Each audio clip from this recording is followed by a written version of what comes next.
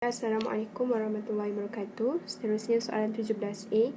Jadual kekerapan di bawah menunjukkan markah ujian subjek STEM yang mengandungi soalan biologi, fizik, kimia, matematik tambahan dan matematik bagi 40 orang pelajar di sebuah sekolah.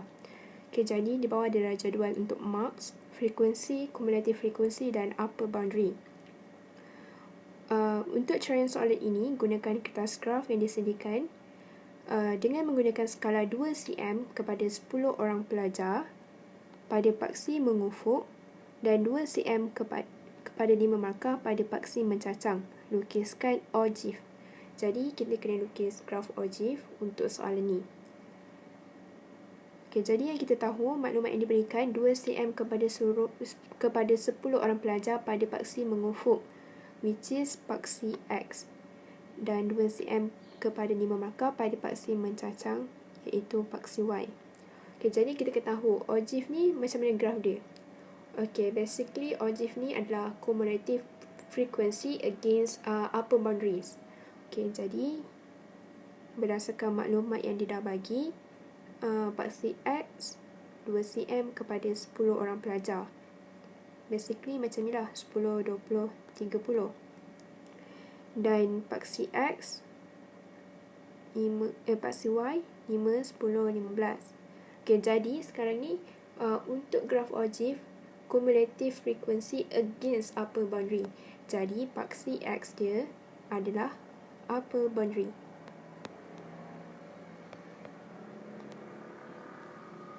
Upper boundary yang diberi ni adalah paksi X. Untuk Y pula adalah cumulative frequency. Ini adalah paksi Y.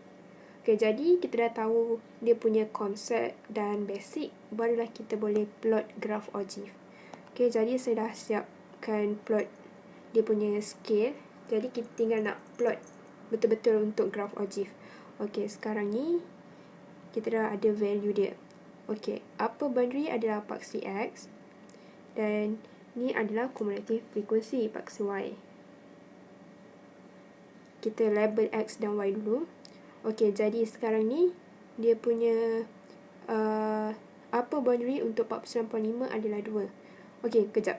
3/95 ni tak ada dalam dia punya table. Jadi kita tahu 3/95 mesti kosong. 49.5 tadi dia punya cumulative frequency adalah 2. 59.5 6.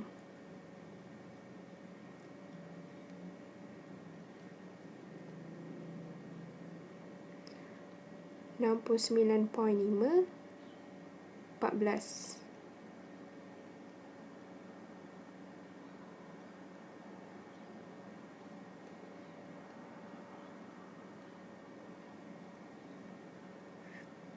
79.5 26.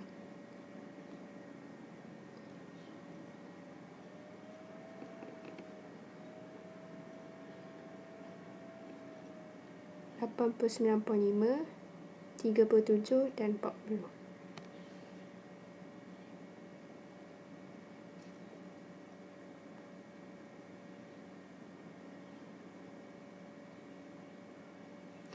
Jadi kita boleh plotkan dia ikut yang kita dah tanda tu.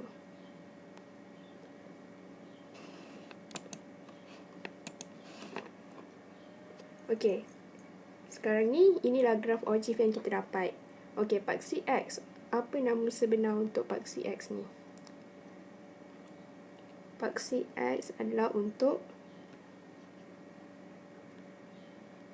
marks. Dan paksi Y adalah frekuensi, cumulative frequency.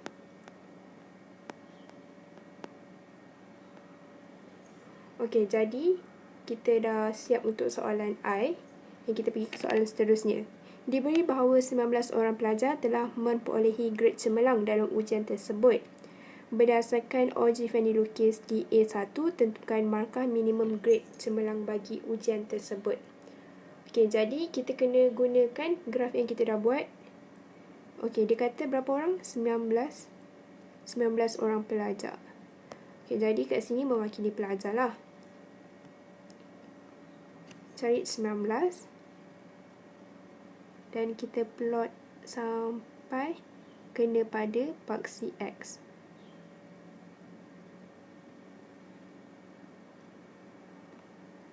Okey, mengikut jawapan dia adalah markah minimum adalah 75.5. Okey, jadi 69.5, 70.5. Okey, kena ikut graf masing-masing lah sebab yang ni tak berapa tepat dan anggaran je. Basically jawapan dia adalah 75.5 mengikut graf yang kita lukis. Okey, seterusnya soalan 17B. Aida berasa sedih apabila mendapat min markah bagi 4 subjek elektifnya, biologi, fizik, kimia dan matematik tambahan dalam peperiksaan pertengahan tahun ialah 67.5. Okay, dia punya min 67.5. Setelah perbincangan dan semakan semula, Aida memperolehi tambahan markah bagi markah kimia dan matematik tambahan daripada guru-gurunya. Diberi markah tambahan kimia adalah 2 kali ganda markah tambahan matematik tambahan. Dan min markah subjek elektif barunya ialah 70.5. Yang baru 70.5. Okey, jadi dekat sini kita tahu dia punya min asal untuk 4 subjek tu bio,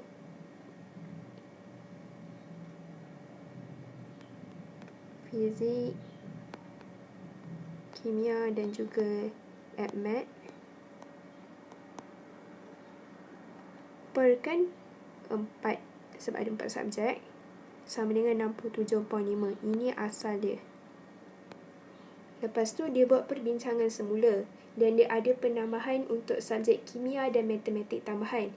Dan dia bagi tahu kimia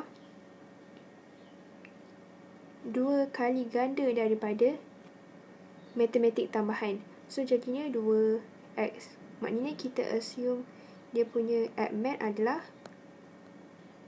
X. Untuk kita mudah faham lah. Okey.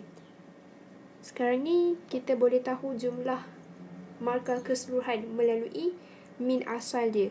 Jadi kita boleh darab silang dan kita dapat untuk jumlah asal adalah 270. Ini adalah yang asal. Okey, jadi 2x tambah x sama dengan 3x. Dan ni adalah min baru dia. Jadi kita boleh cari berapa, kita boleh cari value untuk x untuk kita tahu berapa penambahan markah bagi subjek kimia. Okey, jadi 270 kita akan tambahkan dengan 3x perkan dengan 4 sebab dia masih 4 subjek. Sama dengan 70.5 iaitu value min yang baru. Jadi kita selesaikan macam biasa, alihkan dan kita boleh kira 270 tambah 3x sama dengan 282. Okey, alih-alihkan kita dapat value x dia sama dengan 4. Jadi penambahan markah dia adalah 4 tapi dia nak untuk subjek kimia. Okey, kimia adalah 2x. Jadi masukkan x tu dapat 8. Jadi penambahan markah bagi subjek kimia yang diperolehi oleh Aida adalah 8 markah. Ini adalah cara untuk soalan 17B. Seterusnya untuk soalan 17C, Cikgu Liana ingin memilih seorang pelajar bagi mewakili sekolah dalam pertandingan Olimpiad STEM peringkat negeri. Cikgu Liana telah menganalisis skor bagi 5 subjek STEM yang telah diperolehi 2 orang pelajar, 2 orang murid dalam saringan akhir peringkat sekolah. Jadual 17.1 menunjukkan maklumat bagi nilai total X dan total X square skor tersebut. Okey, jadi ada bagi jadual 17.1. Okey, soalan 1. Dengan menghitung sisihan piawai bagi setiap murid, lengkapkan jadual 17.2 di ruang jawapan. Okay, jadi memang kita kena insert dalam jawapan. Jangan lupa sebab dia dah bagi tahu di ruang jawapan. Maknanya dalam kotak ni lah. Okay, sekarang ni soalan dia nak cari standard deviation, which is sisihan piawai. Okay, macam mana kita nak cari dia? Basically, kita kena tahu untuk nak cari mean dan untuk nak cari variance. Baru kita akan dapat dia punya standard deviation, variance dan juga standard deviation. Okey, saya akan singkatkan Zulhairi sebagai Z, Melissa sebagai M. Okey, jadi kita cari untuk Zulhairi dulu. Kita cari dia punya mean. Okey, formula untuk mean adalah total X over N. Okey, total X dia dah bagi dalam table. Ni total X. 4, 3, 4. 4, 3, 4. Okey, dia punya jumlah. Jumlah subjek dia yang dia ambil tadi berapa? Okey, ada 5 subjek. Dengan 5. Okay, jadi kita kira dapat 86.8. Okay, ni mean dia. Seterusnya kita cari dia punya variance. Okay, formula variance pula sama dengan total X square over F minus total mean. Okay, total X square pun dia nak bagi dalam soalan. 37854.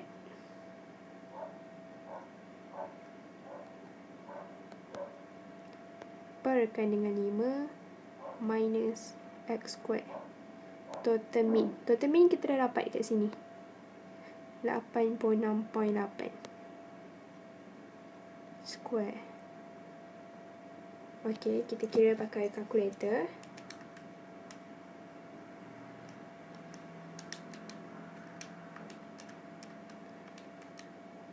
Sama dengan 36.56.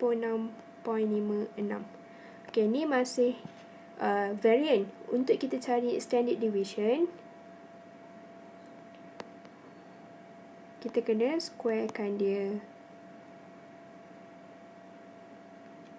Sama dengan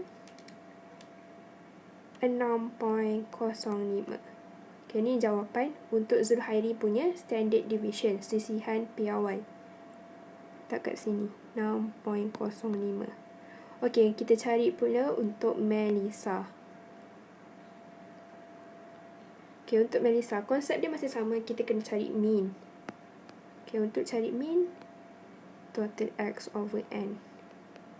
Okey, untuk Melissa pun dah ada dalam table dia punya total mean, iaitu 443. 443 bahagi 5 sama dengan, kira dapat 88.6. Seterusnya kita cari dia punya variance. Total X square over F minus mean. Okey, dia punya total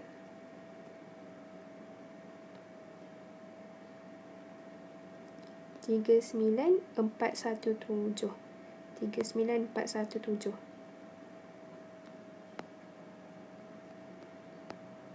per 5 minus 88.6.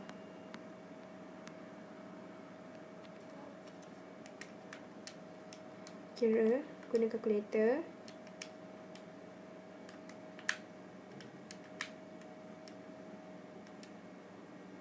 Sama dengan 5.78. Kejap. Ni saya dah square root terus. Kita buat step by step lah. 39417 over 5 minus. Okay, jawapan dia 33.4. Okay, ni dia punya variant. Untuk kita tahu standard deviation dia, kita square rootkan dia. Baru dapat 5.78. Ni adalah standard deviation untuk Melissa. Jangan lupa untuk letakkan dalam jadual. 5.78. Okey. Siap untuk soalan 17C1. Untuk 17C2, tentukan siapa yang tidak terpilih untuk ke pertandingan tersebut. Berikan justifikasi anda. Jadi dia nak tahu siapa dan bagi reason sebab apa. Okey. Daripada sini kita dapat tahu yang tak layak adalah, yang tidak terpilih adalah Zulhairi. Kena bagi reason. Zulhairi. Sebab apa?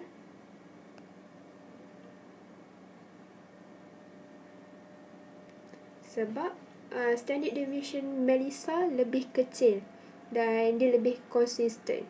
Okay, sebab standard deviation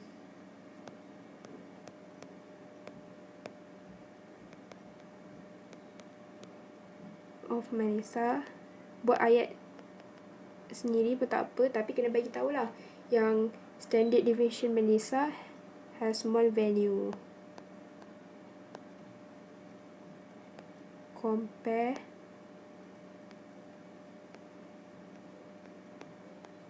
to Zulhairi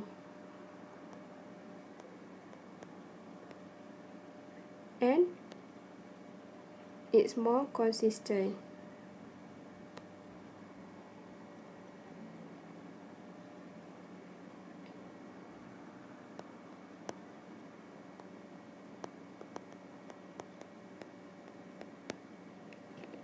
Okay.